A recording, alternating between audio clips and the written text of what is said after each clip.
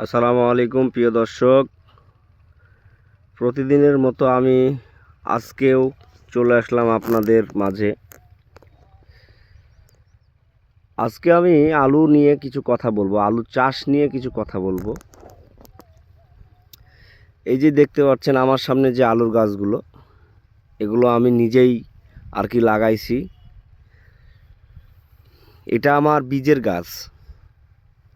আগামী বছর 2027 সালে আমরা এটা খাওয়ার উপযোগী হবে সেই বীজগুলো তৈরি করেছি। এইটা লাগানোর পরে এটা বাজারে সেল করে দেওয়া হবে। তো আলুর আবাদ আসলে একটি ঝুঁকিপূর্ণ আবাদ। এই বছরে যেমনটা লস হয়েছে, যদি 2027 সালেও যদি এরকম লস হয়, তাহলে দেখা যাচ্ছে যে আলুর কৃষক যেগুলো আছে সেগুলো আর আলুর আবাদে আসবে না।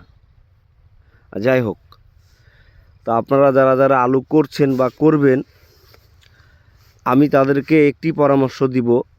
যদি কেউ বীজ করে থাকেন, এই পরামর্শটা আমি দিব আমার ব্যক্তিগত দিক থেকে, যেহেতু আমি এটাতে রেজাল্ট ভালো পাই, নিজে করার পরও ভালো পাই। আপনারা দেখতে পাচ্ছেন আমার গাছের কি অবস্থা, কত সুন্দর ফিগার। আমার গাছের বয়স এখন মাত্র 38 দিন। গাছের হাইট দেখেন, মোটামুটিভাবে আমি একটা পর্যায়ে দাঁড় করিয়ে রেখেছি। বেশি বড় করিনি, হাইট করিনি। আমি 70 দিনে গাছগুলো তুলে ফেলবো, সেই আর কি প্ল্যান নিয়েই আমি গাছে সার এবং বিষ, কীটনাশক, রাসায়নিক সার যেগুলো যেগুলো দেওয়া লাগে সেগুলো আমি সেই মাপেই পরিমাপেই দিই।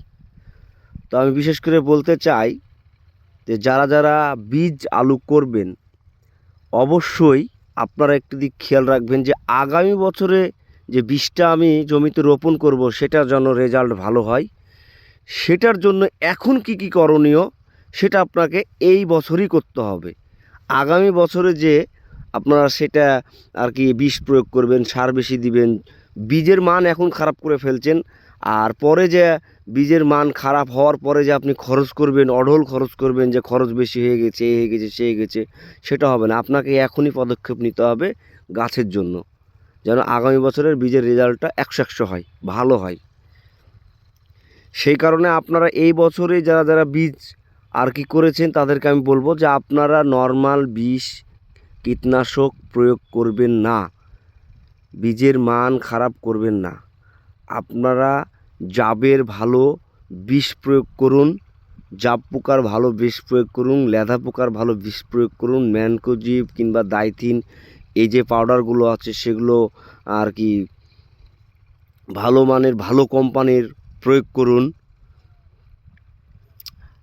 গাছের হরমোনটা ঠিক রাখার চেষ্টা রাখুন, যেন হরমোনটা ঠিক থাকে।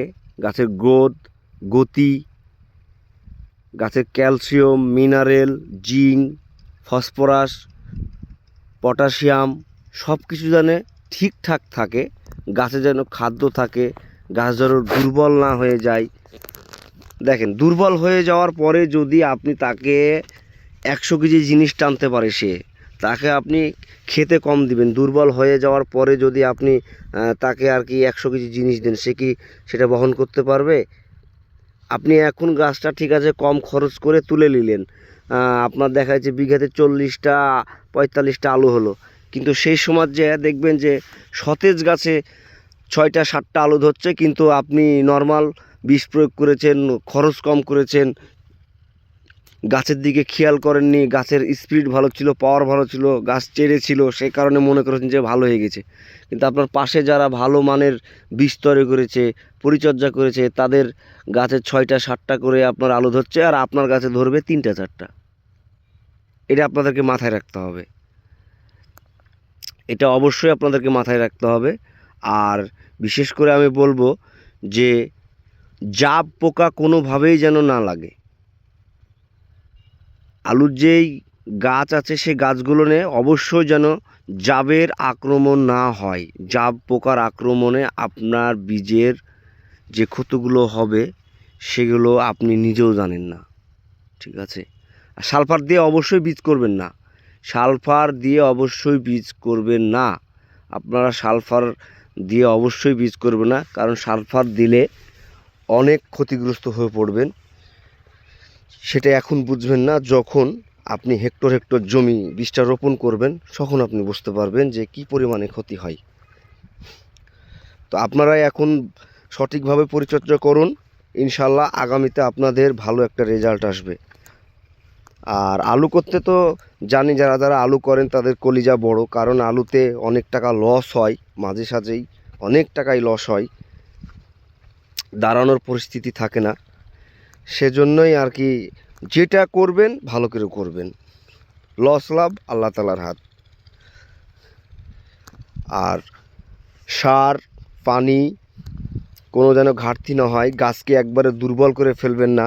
দুর্বল করার পরে জমির টান একবারে টান খাইয়ে দেওয়ার পরে পানি দিবেন না, সার দিবেন না, এতে গাছের শক্তি কমে যায়। নিয়ম অনুযায়ী দিবেন, যখন খাবার লাগবে সেই সময়তে খাবার দিবেন, যখন খাবার লাগবে না তখন দিবেন না। আর কীটনাশক অবশ্যই পরিমাপ মতো দিবেন। বেশি দিলেই যে আপনার গাছ ভালো হবে, বেশি দিলেই যে আপনার ফলন বেশি হবে সেটা না। যে কোনো জিনিসের একটা পরিমাপ আছে, গাছ যতটুকু খেতে পারবে ততটুকুই দিবেন। আশা করি আপনারা এটা মনে রাখবেন। আর আপনাদের যদি কোনো পরামর্শ থাকে অবশ্যই আমাকে জানাবেন, কারণ আমি তো আর জানতার বেটা না যে আমি সব কিছু জানতে পারবো। এটা আমার মনোভাব থেকে আমি বললাম, ভালোবাসার দিক থেকে বললাম। আপনারা যদি গ্রহণ করেন তো ইনশাল্লাহ আমার কাছে ভালো লাগবে। আর যদি মনে করেন যে ডিসিশনটা একটু খারাপ দিয়েছি কিংবা অন্য দিকে গেছে কিংবা ভুল হয়েছে, সেই দিকটা খেয়াল রেখে আমাকে একটু পরামর্শ দিবেন।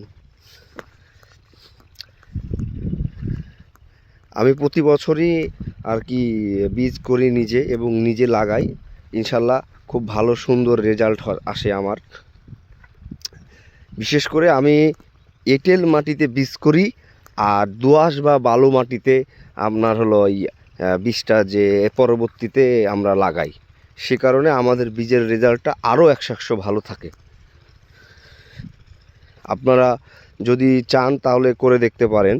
এঁটেল মাটি, মাইটাল মাটি, যেটাকে মাইটাল মাটি বলা হয়, শক্ত মাটি বলা হয়, এঁটেল মাটি বলা হয়, সেটাতে আমরা বীজ করি।